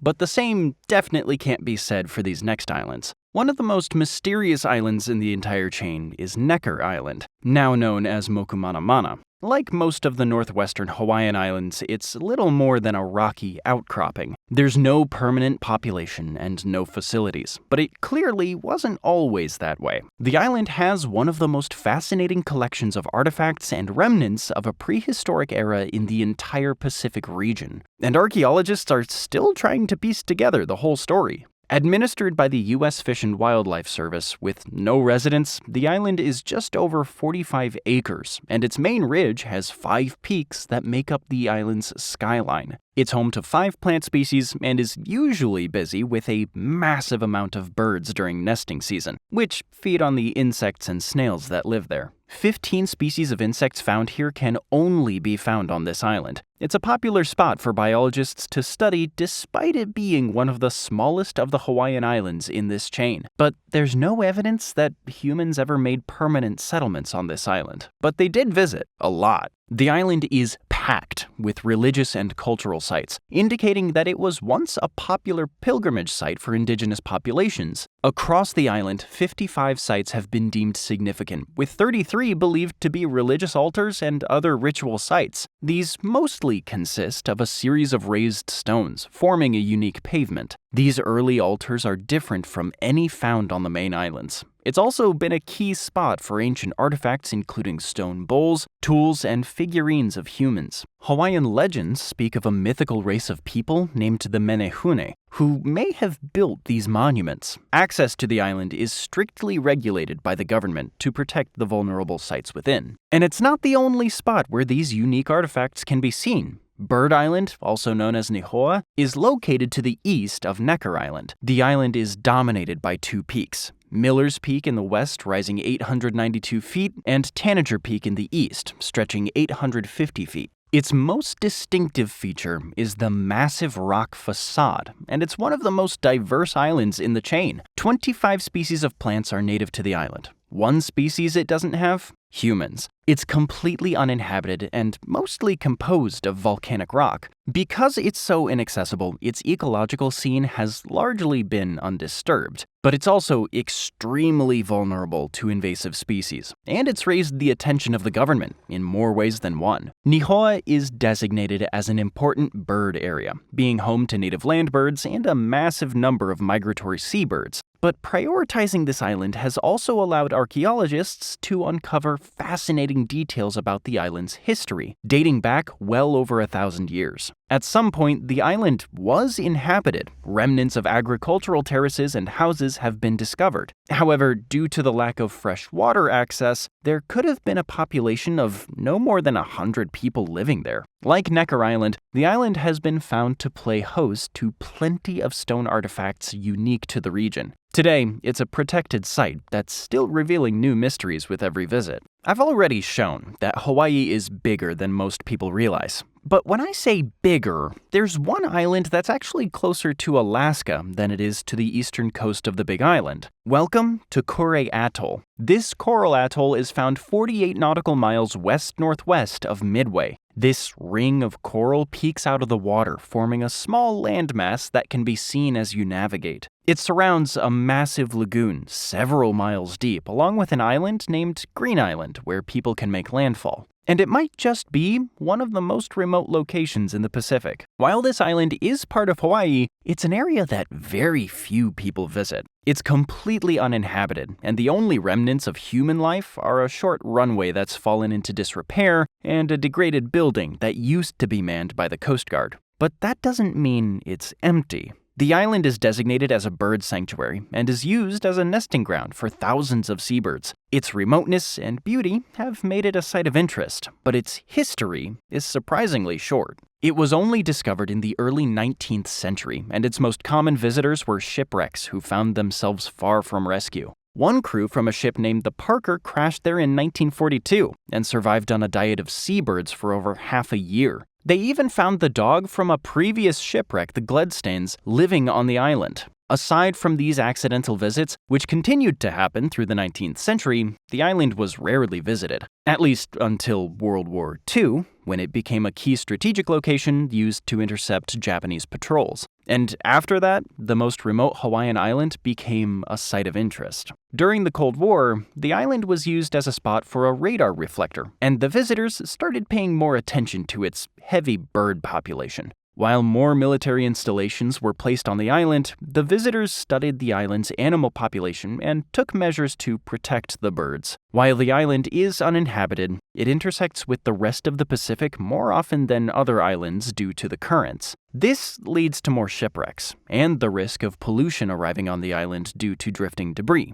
including unwanted arrivals from the Great Pacific Garbage Patch. And its future is increasingly uncertain. Kure Atoll's military past is well behind it now. The island's ecosystem is increasingly endangered by growing pollution as well as by rising sea levels. Atolls are among the most endangered land masses due to global warming. The die-offs of coral reefs and the changing water conditions could lead to some disappearing below the waves. Small crews periodically visit the island and work on cleanup and preservation. There's no evidence of past human life on the island, but it's of great interest to archaeologists due to a high number of nearby shipwrecks. So that image you had in your head at the start, the one of Hawaii, that was the exception. The reality is, Hawaii isn't just a paradise people visit. It's an entire hidden world stretching across the Pacific. Islands that are private, restricted, protected, uninhabited, still forming, and, in some cases, already disappearing. And most of it was never meant to be seen. Thanks for joining me today. I hope you enjoyed the video, and if you want to see more videos like this, then please consider subscribing and turn on notifications. It really does make a difference. Thanks again, and I'll see you next time on MapPack.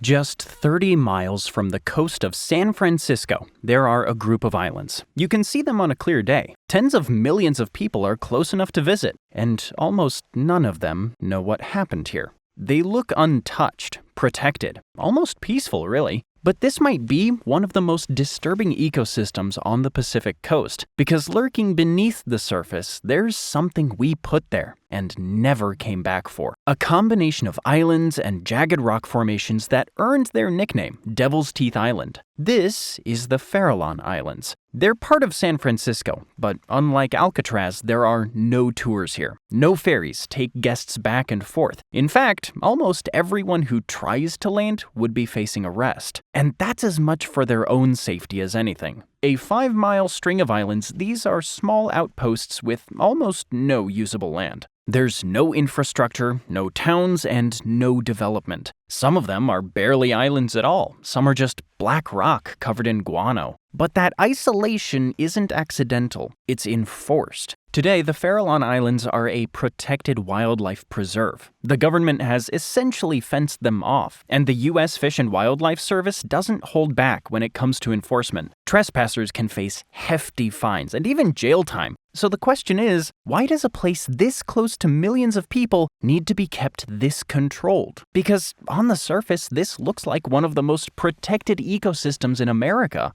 To those who see it up close, it looks like a natural wonderland. It seems like one of the most pristine places in the world. And that's exactly where the contradiction starts. The Farallons are home to one of the largest seabird populations in the world. Over 250,000 seabirds are scattered across the island. Entire cliffs are covered in nesting colonies, and they're far from the only residents calling these mysterious islands home. Seals and sea lions crowd the shores, and in the waters below, great white sharks patrol the coastline, drawn in by the abundance of prey. Blue whales, humpbacks, orcas, they all pass through these waters. It's one of the richest marine ecosystems anywhere in the Pacific. The Farallons have seen a dramatic surge in the seabird population. Birds that were thought to be locally extinct have returned. Migrating birds are settling on the island during the winter. For the last few decades, there's been very little human activity in the area. But what makes ecosystems like this unusual isn't just how they thrive. It's how quickly they respond to disruption. In most coastal environments, there's a buffer between human impact and ecological collapse.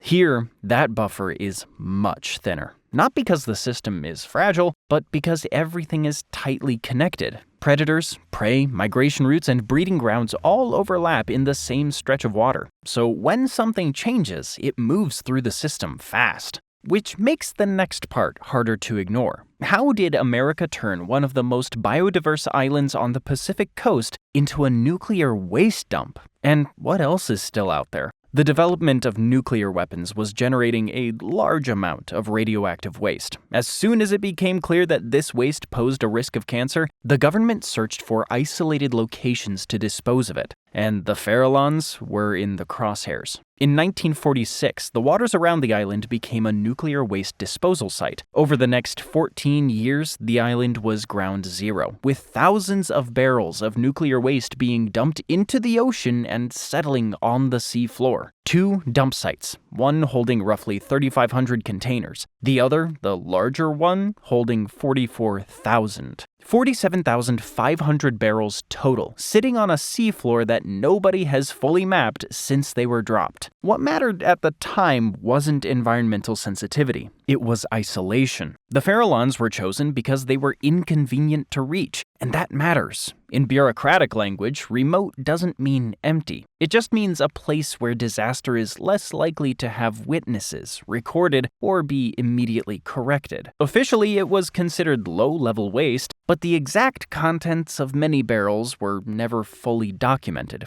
Some records are incomplete, some are missing entirely. At the time, there was no centralized digital mapping system for ocean dumping. Coordinates were recorded manually, sometimes estimated based on ship position logs that themselves can drift by miles depending on weather and current conditions. That means even today, scientists don't have a precise grid of where each deposit actually sits. The seafloor here isn't stable. Sediment shifts, submarine landslides, and tectonic pressure mean the barrels may not just corrode, they can move too.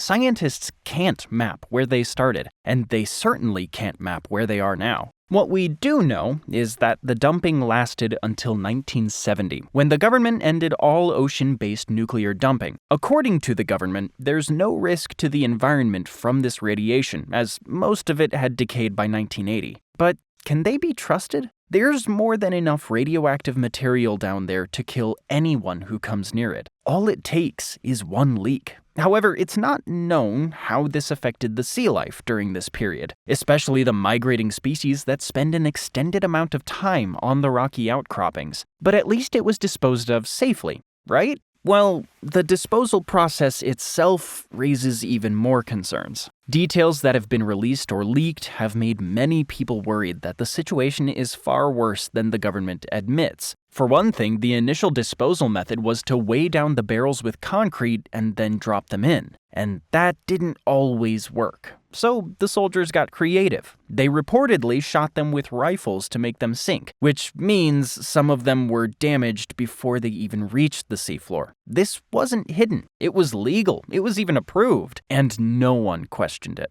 But what's often missed is how these operations were carried out. Shipments weren't always coming from a single place. Instead, multiple labs, military contractors, and naval facilities all fed into the same transportation routes. So a single barrel might contain a cocktail of materials from different sources. And that wasn't the end of it either. In 1951, the USS Independence, which had been used in atomic testing at Bikini Atoll, was loaded with nuclear waste and deliberately scuttled. The radioactive hull was sent down to the ocean floor where it stayed until it was located again in 2015. It's like they thought the ocean would take anything they threw at it. Turns out it can't. It makes the Farallon Islands feel less like a wilderness and more like a minefield. While the official government line is that the area is safe, there are a lot of unanswered questions. For one thing, the exact location of the barrels isn't known. Neither is their condition. Nuclear experts have said that disturbing the barrels leads to greater leaks than simply leaving them where they are. And retrieval isn't just expensive. Disturbing corroded barrels at depth risks releasing more contamination than leaving them alone. The act of cleaning up could be worse than the original dumping. A sudden breach won't just contaminate the area, it will unleash a toxic cloud into the surrounding waters. The immediate zone will become lethally radioactive, exposing anyone nearby, divers, researchers, passing vessels, to acute poisoning before there's time to react. No warning, no visible signal, just a silent, spreading hazard. So, what exactly is sitting down there right now? In 1980, the EPA mapped the region, as no one knew if the islands were safe for people or animals. The report stated that the islands were safe, but they did discover levels of radiation in some animals. The official position is that the levels are too low to pose a significant risk, but that comes with a major caveat. No one has actually examined all of those 47,500 barrels. Because this isn't just about what was dumped, it's about what's happening to it over time. Steel corrodes, containers weaken, seals fail, and this has been happening for decades, completely out of sight. If a slow leak started today, it could go unnoticed for months before it shows up in surface-level biological samples. And in the 1980s, ocean radiation baselines were still being worked out globally. So when people talked about safe thresholds, they weren't always based on long-term buildup. More often, they were compared against known industrial exposure levels at the time. And those two things don't always line up. What looks like acceptable in a short-term measurement can behave very differently once it's spread through an entire ecosystem over years. If you talk to government sources, they think the best strategy is to keep the status quo. There is no active salvage mission currently. The radioactive barrels are likely to stay there indefinitely. They've been down there for over 50 years now, and experts say if there were going to be any serious ruptures, they should have happened by now, right? That protective coating on the barrels near the Farallon Islands isn't intact anymore. It's already breaking down. These containers weren't built to last this long. Any attempt to move them now becomes the trigger. The moment heavy machinery makes contact, those weakened barrels will rupture. In other words, intervention doesn't just risk a leak, it will cause one. This means remapping the area, running containment models and simulations. In practice, that makes it more complicated than doing nothing. Stepping in carries its own risks. Environmentalists continue to be concerned about the safety of the region, due to the chance of a disaster causing a major release of radioactivity. It's like sleepwalking into disaster. The ocean also doesn't have borders. So if something leaks here, it doesn't stay here. It moves around. It spreads. It reaches beyond the sanctuary. And it's all happening not far from a city of millions. What happens if there was a major nuclear leak near the Farallon Islands? The scariest thing is, no one has a concrete answer for that.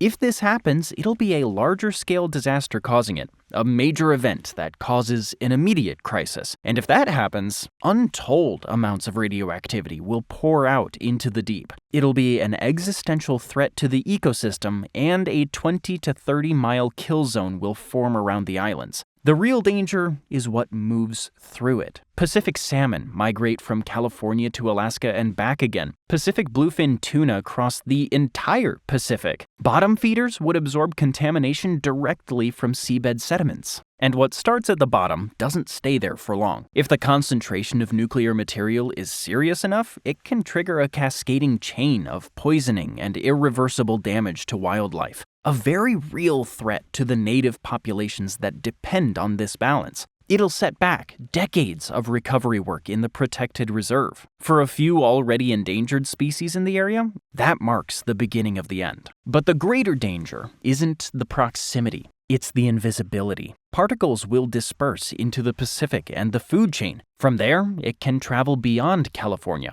Migratory fish and currents will carry radioactive material up and down the west coast, reaching Oregon and towards Asia and Europe. There is no continuous, real-time radiation surveillance across commercial fishing waters. Even the U.S. Food and Drug Administration's seafood monitoring system relies on periodic sampling, not constant tracking. A slow leak from a corroding barrel wouldn't trigger any protocol because no emergency has been declared. By the time contamination levels in commercial fish reached a threshold that triggered testing, that fish would already be in distribution. A sustained presence of low-level contaminated fish entering the food chain still leads to long-term health consequences. The concern is not only acute exposure, but the cumulative effects over time. For those in San Francisco, the Farallones are probably little more than an afterthought, a smudge on the horizon on a clear day, a footnote in their lives. Many of them have never visited the waters around the island or even seen them through binoculars. For those who do know about them, they're little more than a curiosity. 30 miles away,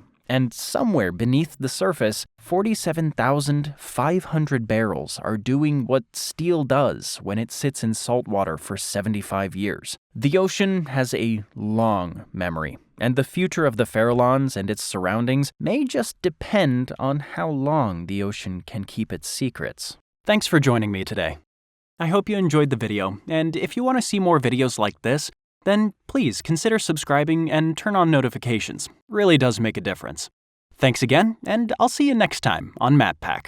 What if 26% of the world economy disappeared overnight?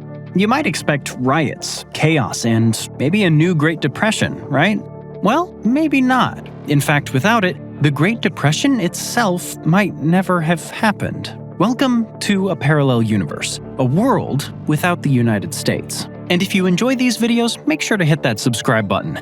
My family says I can't buy any more atlases until this channel pays for itself. On July 4th, 1776, America ghosted Britain, an exit that somehow gave us two different Independence Day movies. But in real life, 1776 was less Hollywood blockbuster and more losing streak, with the revolution on the verge of collapse. The British Empire went full Bitter X and struck back less than 2 months later. They took New York City and almost completely dissolved Washington's army through defeat and desertion as the year wound down. So let's say something went terribly wrong on Christmas night as Washington's pulling a Hail Mary across the icy Delaware. Maybe a Hessian scout actually kept sober on Christmas, or maybe there was a snitch in the ranks. Either way, Washington gets crushed, dying as either a freedom-loving martyr or a wannabe terrorist, depending on who's writing the history books. Britain wins and the colonies get dragged back into line.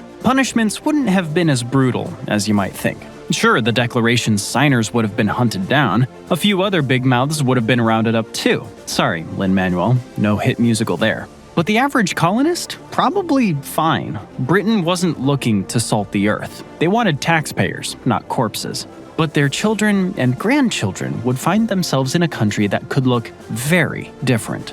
The early territorial expansion to the Mississippi likely would play out the same way. Britain already controlled everything east of it before 1763. Spain only got Florida back as part of the dealings in 1783. So with Britain winning, that deal's off the table. Britain heavily restricted settlement in the 1763 territories. It was a big cause of the war to begin with. But what's the point of owning all that land if you don't use it?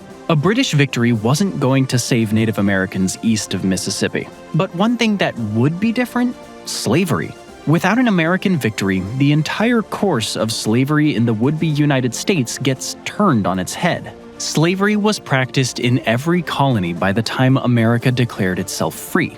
But things were changing. Back in 1772, Britain dropped a legal bombshell. In Somerset v. Stewart, Lord Mansfield ruled that slavery was brutal, a fact we can all get on board with. It was so abhorrent it couldn't exist in England unless Parliament explicitly allowed it. Since it hadn't, James Somerset was set free and couldn't be sold back into bondage. Britain's anti-slavery movement gathered steam fast, and the guys in Parliament actually listened. First came the Slave Trade Act of 1807, cutting off the Atlantic Pipeline. Then the empire scrapped slavery altogether. The US planned a similar trade ban in 1807 too, but America needed a full-blown civil war to end slavery. Then, in 1833, the Slavery Abolition Act killed slavery in the empire. The catch? Slave owners got a golden parachute. 20 million pounds, or 40% of the annual budget. And if the US was still under the crown, that payout would have ballooned.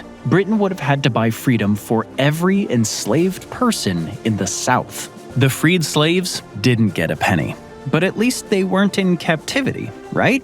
Westward expansion wasn't just about land. It was about spreading slavery. The Louisiana Purchase in 1803 gave Jefferson the chance to send Lewis and Clark west, not just to map a route to the Pacific, but to measure the land's economic potential. That drive for plantations got so intense, the U.S. fought a war with Mexico to grab more land. By mid-century, nearly 200,000 enslaved people had been forced west. And Texas, it sat outside the Union for a decade, not because America didn't want it, but because the North wasn't about to hand the South another slavery-free pass. Because of Britain's 1833 Slavery Abolition Act, the Civil War never happens. No Confederacy, no Emancipation Proclamation, and no President Lincoln rising to fame. Which means maybe he could have just enjoyed the theater without, the dramatic third act. It's questionable if the Mexican War would ever happen. With slavery already abolished, there's no payoff in taking Texas or California. They might even be Mexican territories today. Settlers wouldn't have bothered heading southwest if they couldn't bring slavery with them. Mexico had already banned the practice. No slaves, no plantations, no point. Suddenly, the United States looks smaller. Would it have reached the Pacific at all? It might not have even reached the west bank of the Mississippi. And it's not just slavery holding it back. But here's where things get weird. Without America, one of the most famous figures in history might not even exist as we know him. And trust me, you won't believe who.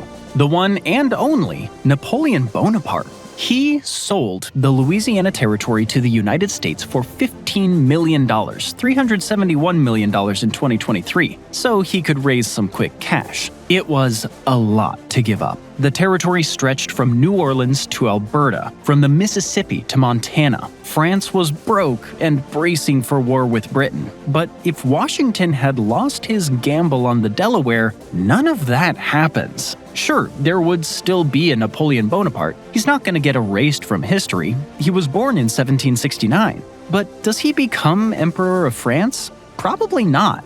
The French Revolution spun out of another revolution, which, yeah, you guessed it, started with the American Revolution. Back then, if you weren't revolting, you weren't really living. Britain wasn't the biggest loser of the American Revolution. France was. For Paris, it seemed like a good idea at the time. Hooking up with the newly declared United States wasn't an act of kindness. France wanted revenge. The 7 Years' War had wrecked them, and they'd even lost the Louisiana Territory. To rub salt in the wound, they handed it to Spain. Part thank you and part please keep Britain from snapping up even more of the continent. But all it got was debt.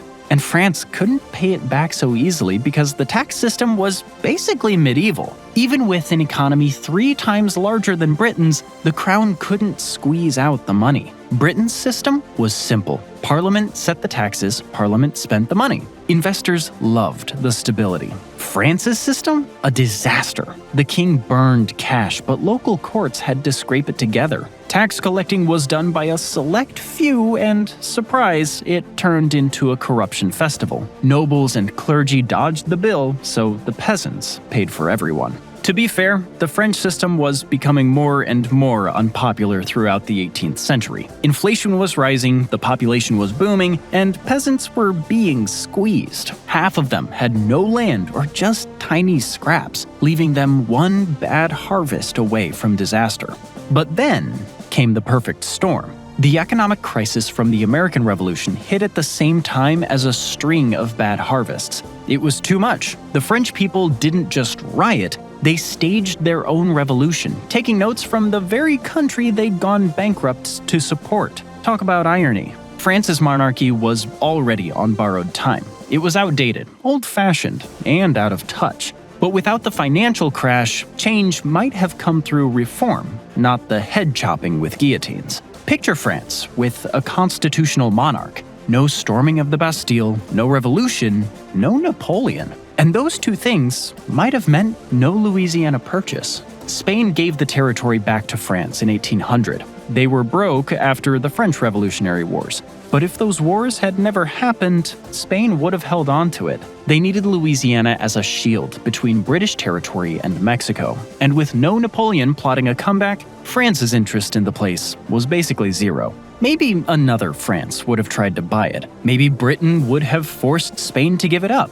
But honestly, the land was so empty, London might have passed it off. Imagine Mexico or some other country owning all that land west of the Mississippi. It's possible without a United States. To be fair, Britain did get all the way to the Pacific with Canada. There was no one to stop them. Maybe that same ambition would have pulled them south into wars nobody ever planned.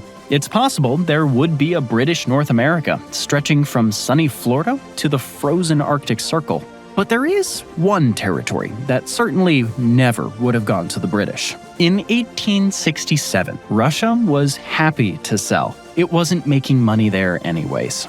The place was unprofitable, hard to defend, and they already had a frozen wasteland in Siberia to worry about. Dumping Alaska was no big deal, or at least that's what everyone thought. Except William Seward saw an opportunity.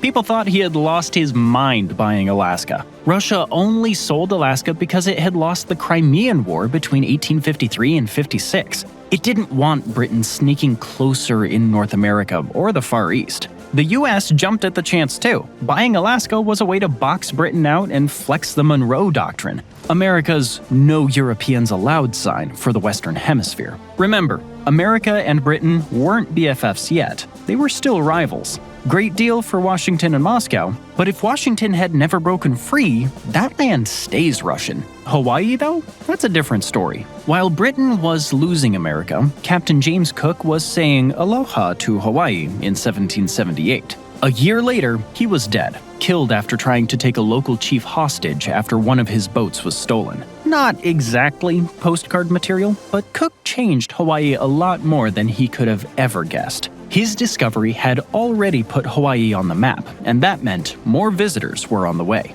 And where there's land to exploit, the British Empire isn't far behind. Soon, British advisors like John Young and Isaac Davis were helping a local chief named Kamehameha conquer the entire island chain. That wasn't just out of the kindness of their hearts, they expected a cut. Foreigners kept coming, planting sugar and cashing in. In our timeline, they staged a coup and handed Hawaii to the US. But no US, no annexation. Americans might have dominated the ranks of the people that overthrew the Hawaiian Kingdom in 1893, but British and German subjects were also involved. So Hawaii wouldn't have escaped London's attention. Pearl Harbor was basically the perfect parking spot for the world's biggest navy. And when Germany began nosing into Hawaiian affairs, it became even more valuable real estate. In the late 19th and early 20th century, Britain's nightmare was Germany. Not long before, Germany didn't even exist. It was just a mess of little states under the make-believe crown of the Holy Roman Empire. But the Enlightenment had kicked off a new trend: nationalism. Even without a French Revolution, Germans weren't immune.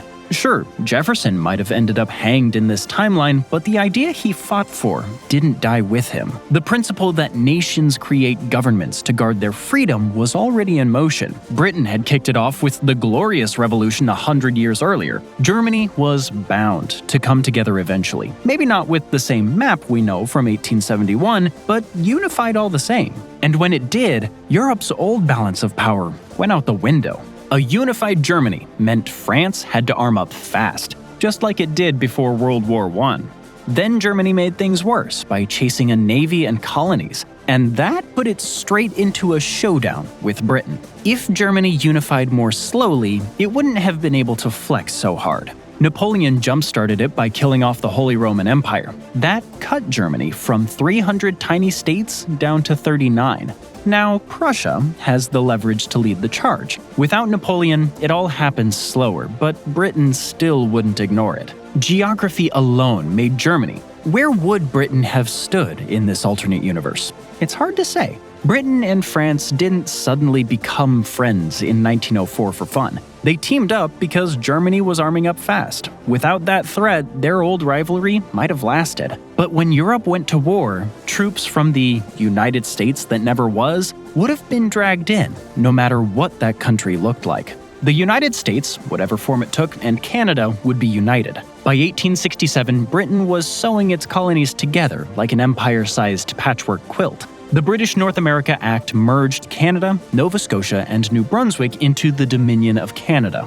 And if Britain had never lost the 13 colonies, they probably would have been bundled in too. The act didn't create the Canada we know today, though. That would only come later. But it did give local leaders room to run day-to-day business. But London still held the real power. Parliament could override laws, and Britain kept control of foreign policy. So, the failed United States wouldn't have been neutral for long. If World War I still broke out on schedule, troops from the once rebellious colonies would have been marching under the Union Jack. Pennsylvanians and Carolinians might be carved on Gallipoli memorials right next to Newfoundland's fallen. New Yorkers? They'd be the ones coughing through chlorine gas at Ypres, if that war looked the same as ours. But the war might not have dragged on as long. The additional manpower from the United States helped to tip the scales in 1918. Throw North America's manpower into Europe from the start, and suddenly, Germany's winning streak looks a lot shorter. And a second world war. Would there even be one? We can say only one thing for certain. The British Empire wouldn't have weakened as much as it did after the conflict. There'd be no D-Day, for one. The Cairo Conference in 1943 almost became a fight. George Marshall was screaming at Churchill, and he and Alan Brooke almost faced off right there. The argument wasn't about D-Day, it was about roads. Britain wanted the island and was ready to delay France's liberation to keep chasing Mediterranean dreams. I mean, who doesn't want sun loungers and cocktails? By the 1940s, things had changed dramatically. America was pumping out planes at double the rate of the whole British Empire. And the bigger insult? Britain's navy, its pride and joy, was no longer ruling the waves. The US was churning out ships 7 times faster. And the stuff that Britain was making, it was all being done on credit owed to the United States. British forces were on the move in Europe, but behind closed doors, Churchill's ministers were saying the quiet part out loud. The empire was broke. The United States was no longer the junior partner it had been, and it demanded a high price for helping its mother country win. The post-war defeats for Britain piled up one after another, even as it was winning the ongoing war. Because Britain was on the hook to the US, Uncle Sam demanded access to Britain's bases. This laid the groundwork for its global military network. Then came Bretton Woods, where Britain's dreams were steamrolled. The dollar took the crown from the pound as the world's primary reserve currency. The UN was born under US and Soviet leadership, not Britain's. Its mission? End empires. Britain tried to hang on anyway, until the Suez Crisis in 1956. Militarily, Britain, France, and Israel beat Egypt. Politically, Eisenhower beat them all by threatening to sink the pound and choke off IMF money. London and Paris folded. No US, no empire. Same story with NATO. On paper, it was a collective shield. In reality, it was an American umbrella. Without US dollars, nukes, and troops, NATO was just a letterhead. Without NATO, there's no Cold War balance, just a Soviet bloc unchecked, or a Europe stuck in endless squabbles. The entire East versus West standoff existed because Washington decided it did. Britain wasn't leading, it was following orders. Take America out of the picture, and Britain calls the shots in both world wars. The US doesn't shape history, it just marches behind the Union Jack. In that world, the empire never fades. Today's global superpower might still be the British Empire, with King Charles III at the top. Things would be a carbon copy of the early 1900s. Social change is messy, and Britain was already pushing Enlightenment ideals. India? Independence was coming either way. The Anglosphere? They'd be Canada, Australia, and New Zealand clones. Independent on the ground, but still bowing to His Majesty on paper. Europe without the US? It's tough to map out. Asia though? There the future was much clearer. One power was destined to rise. China entered the 19th century as the world's richest country, but the Qing dynasty failed to industrialize. The Opium Wars and other humiliations cut China down, just like most of Asia, which was sliced into colonies by 1900. All of them except one. In 1853, Japan was like a time warp. Its ruling Tokugawa shogunate kept it permanently in the 17th century just to maintain its grip on power. But even one of the world's most isolated countries was keeping itself in the loop. The Dutch traders in Nagasaki were the only Westerners allowed on Japanese soil, but even that was enough to bring bad news. China was getting hammered, and Japan's leaders were spooked. They were determined not to be the sequel. Commodore Perry's visit in 1853 sped things along. He was an American, but if it wasn't him, it would have been some British naval officer. There were many reasons to visit Japan. Whaling was big business, and Japan was an ideal refueling station for coal-powered ships. To Britain, Japan was another piece on the map. Get influence there, and suddenly, the Northern Pacific plugged right into the empire's chain of ports. Hong Kong to the south, and everything in between. Japan was determined not to be another China, so it modernized at a breakneck pace.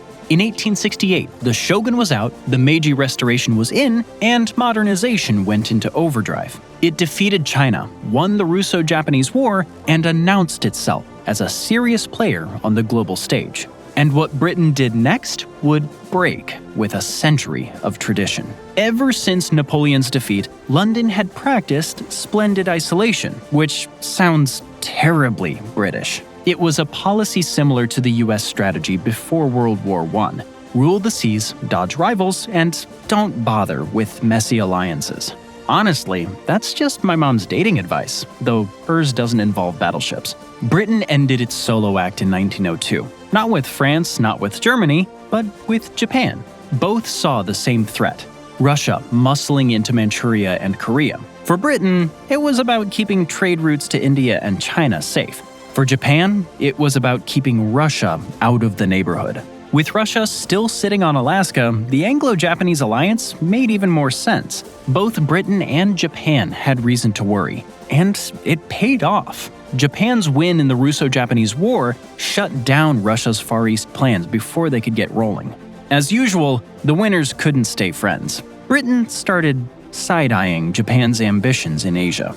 So the alliance ended on the treaty's expiration date in 1923. It was always an uneasy thing. It could never last. There's a concept in international relations called the Thucydides trap. Basically, old powers panic when new ones rise, and the result is often war. Sure, critics call it too neat, but the early 20th century fit the pattern uncomfortably well. Add in racial tension, and things got even uglier. Japan and Britain did go to war. On the very same day Japan attacked Pearl Harbor, it was also attacking British Hong Kong, Singapore, and Malaya. Japan had its own plans for Asia. The Greater East Asia Co-Prosperity Sphere. It was supposed to be an Asia for Asians. It wanted to kick out Western empires and block communism, all while Japan takes charge. At Versailles, Japan got a cold shoulder. Sure, the West respected its power, but not enough to treat it as an equal. Japan wanted a racial equality clause. Woodrow Wilson moved the goalposts, insisting on unanimous approval, just this once. The clause had a majority, but not unanimity, so it died. Sure, in this world, there's no US and maybe no World War I to vote it down, but the ugly part doesn't change. The racial tensions were still there. This snub meant Japan took the West's racism and repackaged it. By the 1940s, its Ministry of Health and Welfare was publishing things like an investigation of global policy with the Yamato race as nucleus. Reading between the lines, Japan runs the show. The co-prosperity sphere wasn't about sharing. It was about Japan. The friendly label covered a brutal reality. Tokyo intended to grab Asia's resources for itself, a strategy reinforced by Germany's blockade-induced collapse in World War I. Skip World War I, and the story barely changes. Japan was resource poor, and sooner or later, it was going to chase leadership of Asia the hard way, by force. And that would have put it on a collision course with Britain. And how would a war like that turn out? Britain was half a world away from the Pacific. Maybe it would push its North American dominion to take the lead. But there's no guarantee it could match America's real industrial might. In that case, Japan had a shot at getting what it wanted in Asia. But hey, at least China wouldn't have fallen to communism, right? Well, probably. Britain and Japan might be in a state of Cold War from there on, or they might try to find an agreement over Russia again. By the 19th century, the Russian monarchy was circling the drain. With or without the United States, the Tsars weren't going to last much longer. The institution was inflexible and repeatedly failed in times of crisis. Whether a Soviet Union replaced them, that's another question. Both 1917 revolutions were a result of World War I's chaos. Take that away, and who knows? One thing's certain though, the crown would fall, and Russia would still chase its old dream of a warm water port. And that's exactly the kind of dream Britain and Japan would never want to see come true.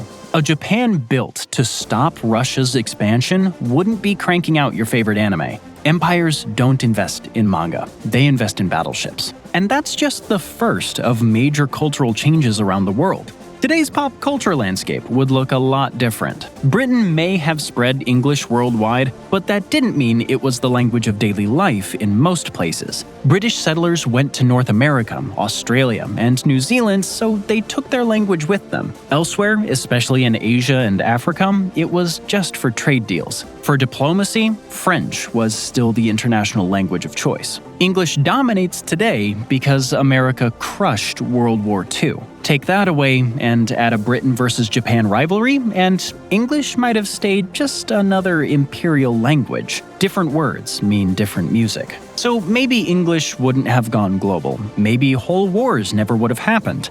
A lot wouldn't be the same without the US. And I haven't even touched the wildest what-ifs yet. Stick around, because the real shocks are still to come.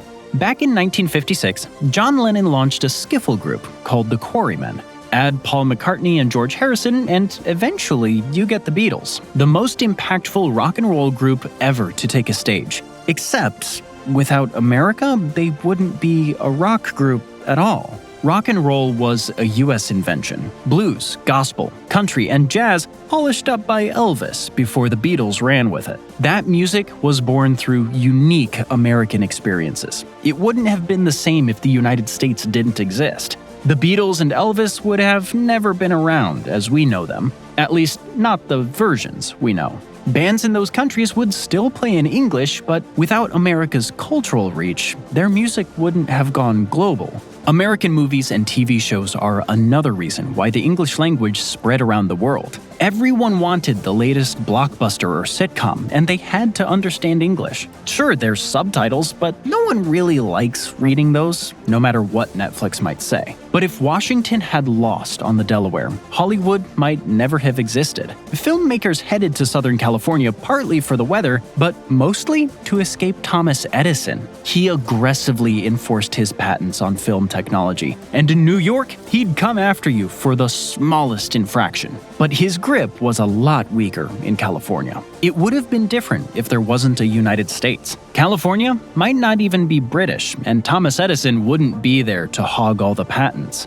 Motion pictures probably still would have popped up, the Industrial Revolution made it inevitable, but they'd be from someone else, somewhere else. Maybe London, maybe Germany, but Hollywood? Probably not. Germany had a thriving film industry in the early 20th century, but when the Nazis came to power, they turned it into a propaganda machine. They were also driving some of Germany's best filmmakers out for being Jewish. Many escaped to America, just as Hollywood was riding the sound film wave. The result? A talent influx that helped spark the golden age of Hollywood. More followed from across Europe as Nazi prejudice poisoned the continent. Perhaps British North America would have been an attractive place for these people to go in our alternate universe, but Britain would probably be where most of the action was. If World War I hadn't unfolded the way it did, with America playing such a big role, the Nazis likely never would have come to power. Racist ideas were everywhere back then, sure. But what pushed Germany into fascism was losing the war and collapsing in the Depression. Without Hitler and the Nazis, some of the world's greatest films might still have been made in German. English would just be one of several languages in global cinema. And what about that whole Great Depression business anyway? Well, the causes are still debated to this day, but most economists see a combination of factors at work. The Roaring '20s were roaring on credit. America's money supply ballooned by 67% in less than a decade, juicing speculation and stock prices. At the same time, countries rushed back to the gold standard to fight inflation. Except there wasn't enough new gold to support growing economies. It was a gold exchange house of cards. Then, the US threw gas on the fire with the Smoot-Hawley tariff, wrecking global trade. And because America was the world's biggest creditor, everyone got to feel the pain. Europe was already on the hook for World War I rebuilding. Latin America was addicted to US loans, and when Wall Street decided to bail out, the money vanished. Growth built on American credit collapsed overnight. If America sneezed, everyone else caught pneumonia. Some things in this alternate universe might have been the same. Some might have been different. The gold standard likely would have been a problem in such a rapidly growing global economy, especially if there was a disaster like World War I. But we don't know if there would have been a downturn like the Great Depression. There wouldn't have been a Smoot-Hawley tariff, so who's to say? That's probably good news, but would there have been the economic miracles associated with the United States, like the modern tech industry? The device you're watching this on comes from a messy web of history. Early computers existed in the 20th century, but they filled entire rooms. It took the US-Soviet space race to shrink them down. NASA, for example, gave IBM a $26.6 million contract to build a rocket computer under 60 pounds, 27 kilos, and about the size of a carry-on bag. IBM pulled it off, and other companies followed. And that's how the Stars and Stripes ended up on the moon. Sure, industry would have made computers smaller eventually, but without the space race pushing impossible deadlines, it would have taken much longer. And the internet, same story. When Sputnik came around in 1957, it sent alarm bells through Washington. The Pentagon wanted a communication system tough enough to survive nuclear attack. So, ARPANET went live in 1969. By 1983, it ran on TCP/IP, the internet's backbone. And in 1990, a British scientist named Tim Berners-Lee gave it the breakthrough we know today, the World Wide Web. So maybe the internet would be a British thing in the alternate timeline.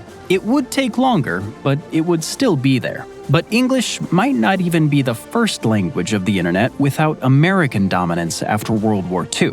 Keyboards were built for English. The QWERTY layout uses the Latin alphabet, and everyone else had to adapt. Other languages had to hack their way in, with tricks like autocomplete or special input methods. And it goes deeper than the keys. Most software itself was designed around English characters. In this alternate universe, computers would still exist, but they'd be huge. Your iPhone probably wouldn't fit in your pocket, and your keyboard might not even be in English.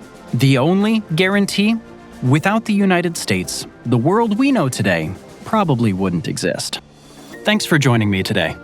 I hope you enjoyed the video, and if you want to see more videos like this, then please consider subscribing and turn on notifications. Really does make a difference. Thanks again, and I'll see you next time on MatPack.